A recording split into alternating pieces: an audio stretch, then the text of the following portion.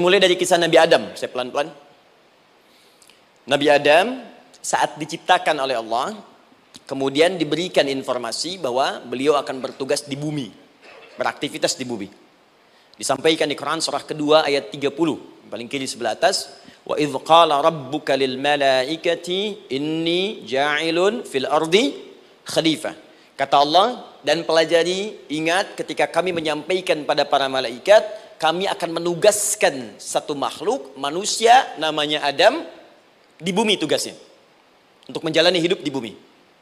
Nah, secara singkat, setelah Nabi Adam turun ke bumi, di awal masa bersama Sayyidah Hawa, ya alaihi wassalam, maka ternyata bersamaan dengan turunnya Adam dan Hawa ke bumi itu, mereka berdua dibekali petunjuk.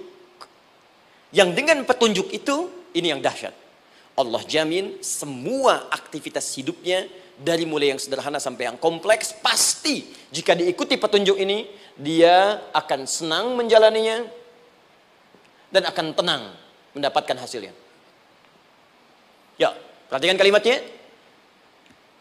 Quran surah kedua, ayat 38. Fokus. Qul nahbitu minha jami'a. Kata Allah, sekarang tiba saatnya. Adam, Hawa, turun kalian ke bumi. Kalau setan kita tinggalkan aja ya. Ini kita bahas Adam dulu. Turun kalian semua ke bumi. Fa imma ya'tiyannakum minni huda. Maka nanti sejak kalian tiba di bumi itu, aku akan turunkan satu petunjuk disebut dengan hudan namanya. Hudan. Fokus. Faman tabi'a hudaya, maka jika Anda dan keturunanmu mengikuti semua detil di petunjuk ini, fala khaufun alaihim walahum yahzanun, maka aku pastikan engkau dan seluruh keturunanmu akan menjalani hidup di muka bumi dengan tenang dan senang. Fala khauf, khauf itu gelisah, takut. Lawan dari takut apa? Tenang. Lawan dari gelisah, tenang. Kata Allah, jika Anda mengikuti tuntunan hidup yang ini, maka saya jamin semua hidupmu tenang. Walahum yahzanun, dan saya pastikan selama hidup di muka bumi itu, kalian tidak akan pernah bersedih. Senang. Lawan sedih, itu senang.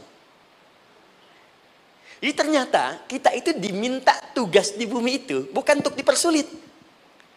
Jadi kalau ada yang hidup sampai saat ini sedih, deh, di rumah tangga sedih, di kantor nggak tenang, pasti di antara poinnya bukan nggak mampu senang, tapi boleh jadi yang hidup ini tidak membaca petunjuk kehidupannya.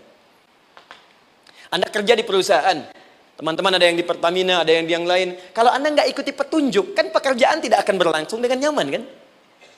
Kalau Anda nggak ikuti aturannya, bagaimana bisa mengerjakan petunjuk itu dengan nyaman? Maka apalagi hidup yang kompleks, kata Allah, sejak Adam saya turunkan, sudah ada petunjuk kehidupan, saya namakan dengan hudan. Anda ikuti petunjuk ini, maka langsung jaminan dari Allah, semua yang Anda jalani dalam hidup, pasti saya jamin senang dan tenang. Petunjuk ini disebut apa? Hudan. Nah, agak cepat. Di setiap masa, Nabi Adam selesai hidupnya, generasi kemudian berkembang, datang lagi Nabi Nuh, sampai ke Nabi Muhammad SAW. Perhatikan baik-baik. Setiap berganti generasi akan turun hudan sesuai dengan kebutuhan masyarakatnya pada saat itu. Baik, Nabi Musa menerima kitab apa namanya? Nabi Musa Taurat. Taurat disebut hudan dalam Al-Quran. Muncul Nabi Musa, kitabnya disebut Taurat. Perhatikan baik-baik. Tahukah teman-teman ketika Taurat disebutkan dalam Al-Quran? Buka Quran surah ke-17. Ya, ayat yang kedua. Wa ataina Musal kitaba, kami berikan kepada Musa kitab. Lihat, wa ja'alnahu hudan li bani Israil, dan kitab yang kami berikan itu yang disebut Taurat, Ali Imran ayat yang ketiga, wa anzalat Taurata wal Injil, kami berikan Taurat kepada Musa. Nah, saat Allah turunkan Taurat itu hudan li bani Israil, isi Taurat ini adalah petunjuk kehidupan khusus untuk Bani Israel saja, umatnya Musa. Jadi kalau umat Nabi Musa mengikuti petunjuk hudan Taurat ini, kata Allah, saya jamin semua hidupnya tenang dengan senang. Nabi Isa turun Injil. Injil disebut hudan dalam Al-Quran. Dan yang terakhir, saya cepat karena waktu kita terbatas, ketika Allah menurunkan Nabi Muhammad SAW dan dipilih sebagai Rasul, maka saat yang bersamaan beliau pun diberikan petunjuk untuk umatnya. Dan dahsyatnya petunjuk itu pun disebut dengan hudan. Buka Quran surah kedua ayat 185. Syahrul Ramadan alladzi unzila fihi al-Quran. Di bulan Ramadan itu, kata Allah, saya turunkan Al-Quran. Kenapa saya turunkan Al-Quran? Hudal linnas. Saya jadikan Quran ini sebagai petunjuk, pedoman hidup linnas, bukan terbatas untuk satu komunitas, tapi untuk seluruh manusia sampai kehidupan berakhir. An-Nas disebutkan 241 kali dalam Al-Quran, menunjuk pada semua manusia tanpa kecuali. Ini bedanya Al-Quran dengan kitab sebelumnya. Taurat hanya untuk kalangan tertentu saja. Jadi selesai nabinya, selesai kitabnya. Injil hanya kalangan tertentu saja. Nabinya selesai, selesai kemudian misinya. Tapi Al-Quran tidak.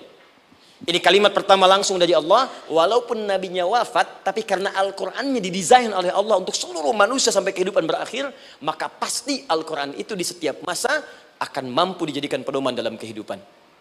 Jadi prinsip pertama, ketika Allah menurunkan Al-Quran, sebenarnya tujuan utamanya bukan sekedar dibaca. Bukan. Tapi di dalamnya itu ada petunjuk hidup, Pak, Bu. Dan yang buat, yang menciptakan kita. Bukankah Anda kalau ingin memperbaiki sesuatu akan datang kepada penemunya, penciptanya? Anda punya handphone, ada masalah, kan datangnya ke counter handphone. Anda punya mobil, ada persoalan, bukankah datangnya ke dealer?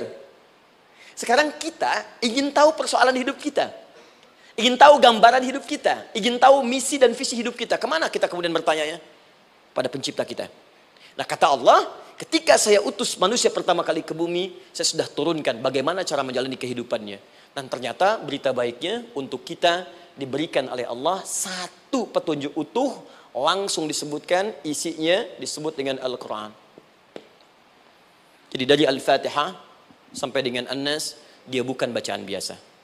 Semua di dalamnya ada petunjuk kehidupan kita dari mulai bahkan dalam kandungan sampai kita wafat kepada Allah Subhanahu wa taala. Kalau diikuti petunjuk ini, langsung turun jaminan dari Allah. Hidup kita pasti akan tenang dan nyaman. Saya bacakan cepat ya. Tapi nggak usah ditulis, nanti kalau teman-teman agak terlambat mengikutinya, Anda buka kembali rekamannya, Anda boleh runtutkan kembali. Saya baca cepat saja, dan ini insya Allah Anda hanya akan temukan dalam Al-Quran. Nanti saya berikan rahasia di akhir sebelum kita akhiri. Yuk, 1. Anda silahkan bandingkan dengan buku manapun, referensi manapun, Anda hanya akan temukan dalam Al-Quran.